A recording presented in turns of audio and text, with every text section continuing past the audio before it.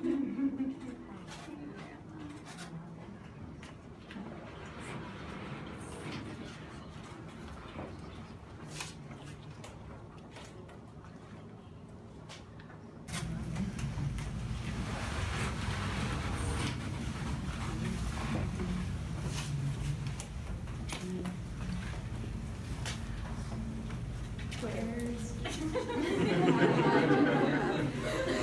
we go. Please be seated.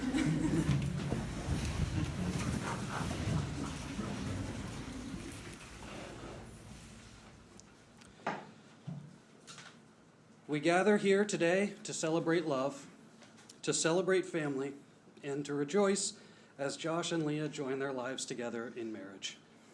I'm so happy for you both.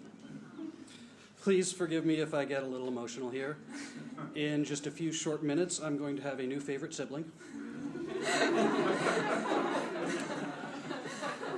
Yes, keep it appropriate.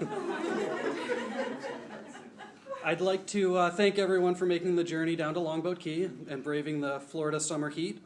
This is an incredibly special place. My grandpa and his brother built a condo here as a place for family to gather. It's always been dear to Leah's heart. Some of our happiest childhood memories are of visiting Grandma and Grandpa here.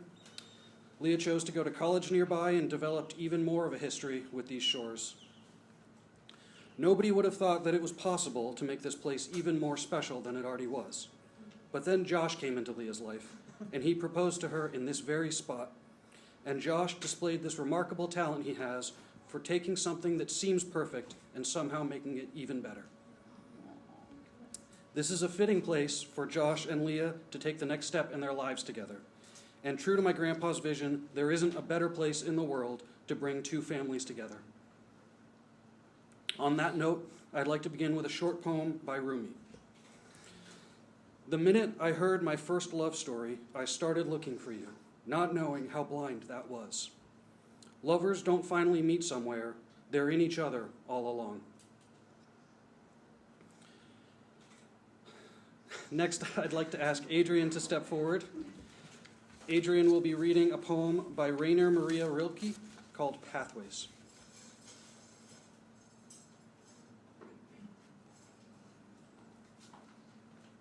Good afternoon, everyone. I did not expect to be reading this poem through tears. Understand, I'll slip quietly away from the noisy crowd when I see the pale stars rising, blooming over the oaks. I'll pursue solitary pathways through the pale twilight meadows with only this one dream. You come too. Thank you. Danielle, please step forward. Danielle will be reading I Carry Your Heart With Me by E.E. Cummings. Hopefully. All right. I gave her a tough one. I carry your heart with me. I carry it in my heart. I am never without it. Anywhere I go, you go, my dear. And whatever is done by only me is your doing, my darling. I fear no fate, for you are my fate, my sweet. I want no world, for beautiful, you are my world, my true. And it is you are whatever a moon has always meant, and whatever a sun will always sing is you. Here is the deepest secret nobody knows. Here is the root of the root, and the bud of the bud, and the sky of a tree called life, which grows higher than a soul can hope or mind can hide. And this is the wonder that's keeping the stars apart. I carry your heart, I carry it in my heart. Thank you. Nailed it.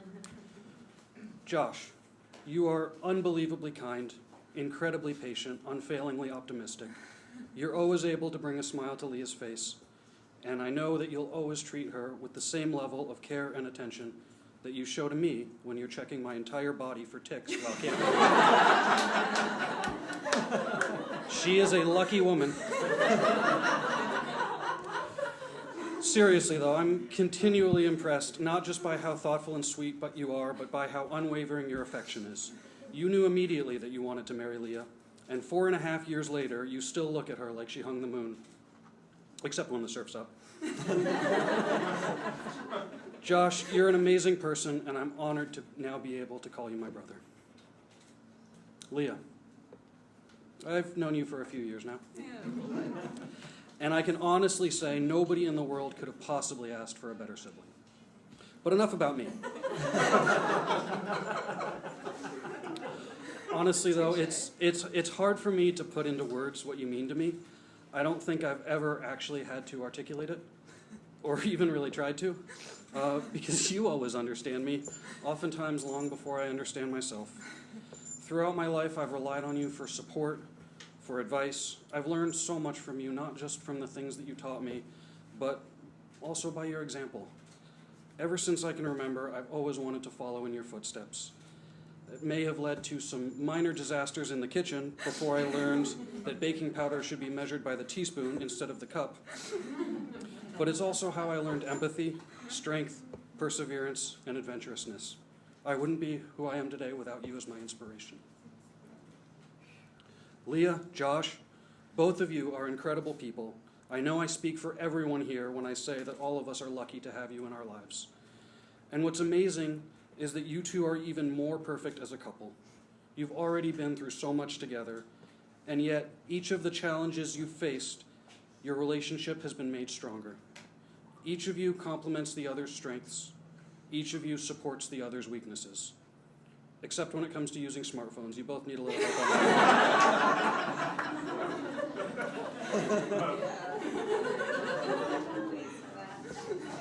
Tara, please step forward. Sorry.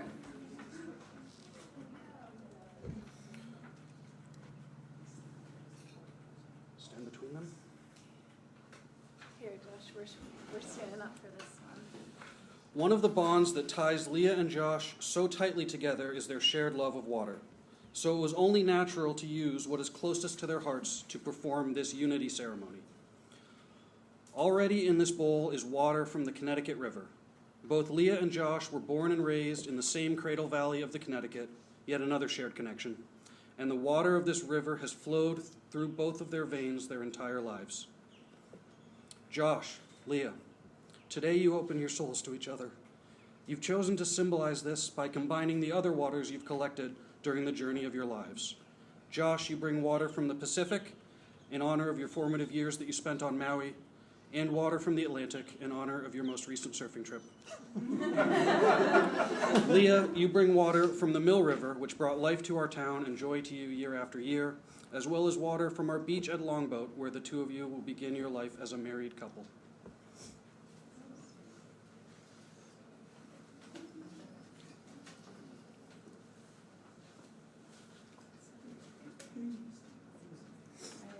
As your waters mix, so too your lives combine, and the two of you become inseparable. Please begin pouring. Wait, let's not pour all, because we might over. I'm doing great. You're doing great. Is it okay if we cross the streams? Eventually, all things merge into one, and a river runs through it. The river was cut by the world's great flood and runs over rocks from the basement of time. On some of the rocks are timeless raindrops. Under the rocks are the words, and some of the words are theirs. I am haunted by waters. Thank you, Tara. Thank you, Tara. At this point, let's pause for a moment for Josh to admire the waves in the Unity Bowl. I'll take it.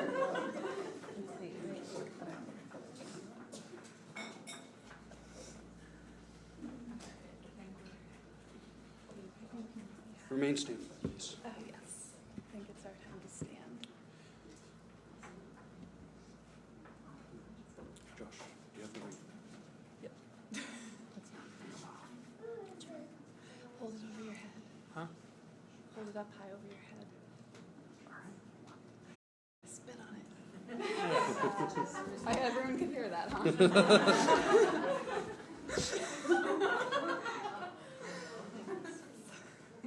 All right. At this point, I'm supposed to ask you to promise to care for each other in sickness and in health, but I'm pretty sure you've got that part covered already. So instead, you will be reading the vows you have written for each other. Josh.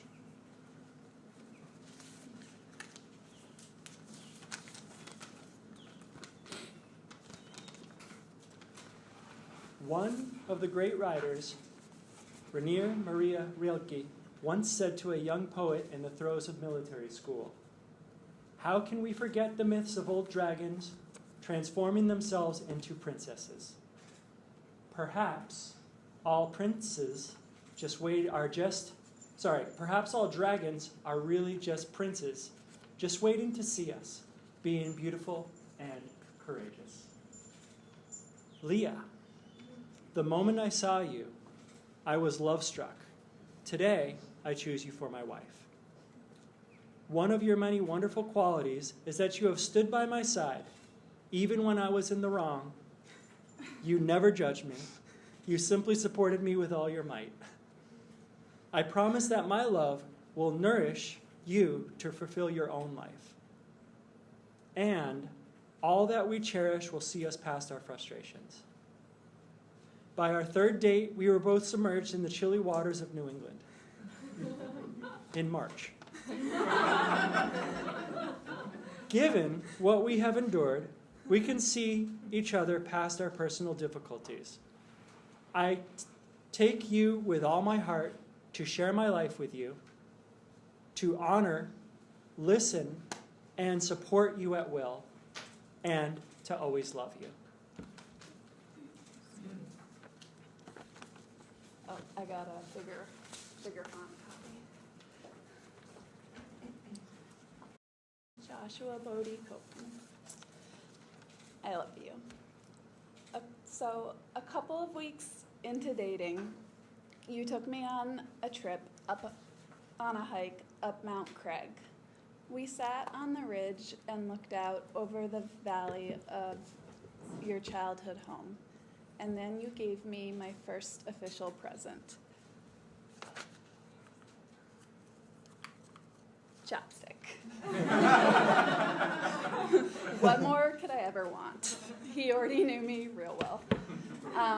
But tied, when it was wrapped in a last scrap of, I think, some art from Trisha. So I wanted to keep it. And then there was a card. And so I kept it because it was a sweet, lovely gesture in a place that meant a lot to you. It wasn't until a couple months later, well, I'll read what it said. It said, "My heart wants to be close to yours. I want to be by your side so I can be sweet to you, Joshua." It wasn't until months later that I realized what that poem actually was. It was your vows to me, and you have kept them since. Since the moment I met you, there's never been a time I've not felt loved or cherished by you. I'm so lucky to have your love and to be marrying such a kind, thoughtful, tender, hilarious, smart, goofy, creative adventurer who is one of the best people I've ever known. Thank you for keeping my heart safe and giving me yours. Thank you for being sweet to me every day. I am so grateful to have found someone I can open myself completely to. I promise to love you with all of my heart and to always stand by your side.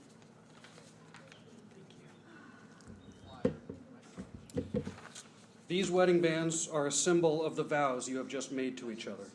A ring has no beginning, no end. May these rings always serve as a reminder of your boundless love for each other. Josh, please place this ring on Leah's finger.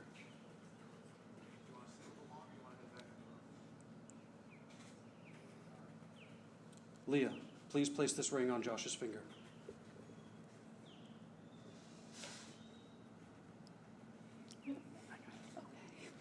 I don't want to hurt him. With the exchange of these rings, I now pronounce you married. Please kiss.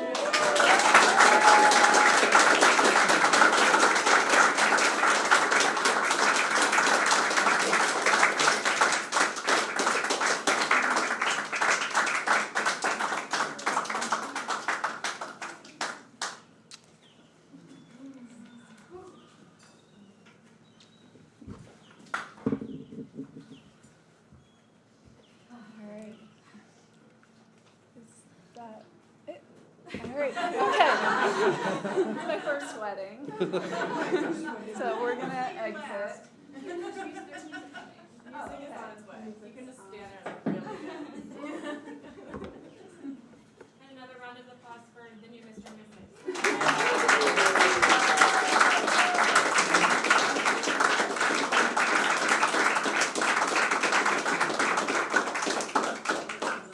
And one for Dave, everybody.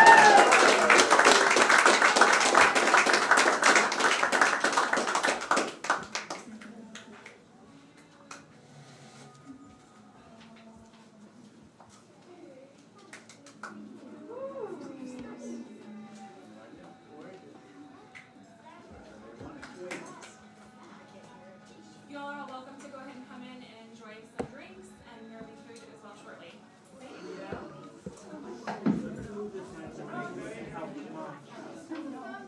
Very beautifully done. Thank you.